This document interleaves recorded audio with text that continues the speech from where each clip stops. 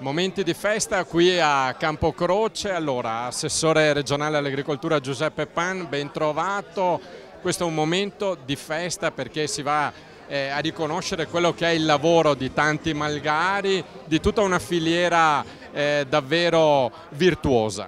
Guardi, la produzione del latte nel Veneto è una produzione che è terza a livello nazionale. Noi abbiamo 3.000 stalle, ahimè ne abbiamo persi tante nell'ultimo decennio. C'è un reparto che sta vivendo dopo mesi e mesi di crisi, un momento anche di ripresa, anche dei prezzi in qualche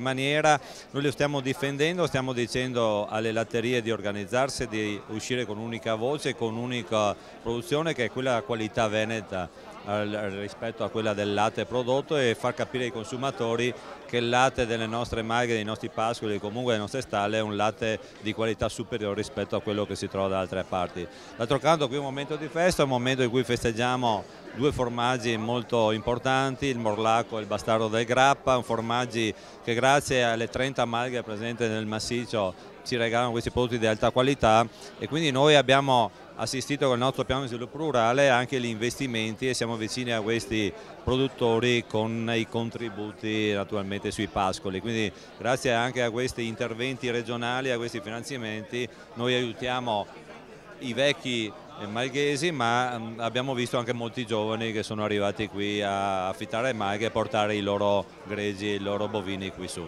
Grazie a Giuseppe Pan, assessore regionale all'agricoltura del Veneto.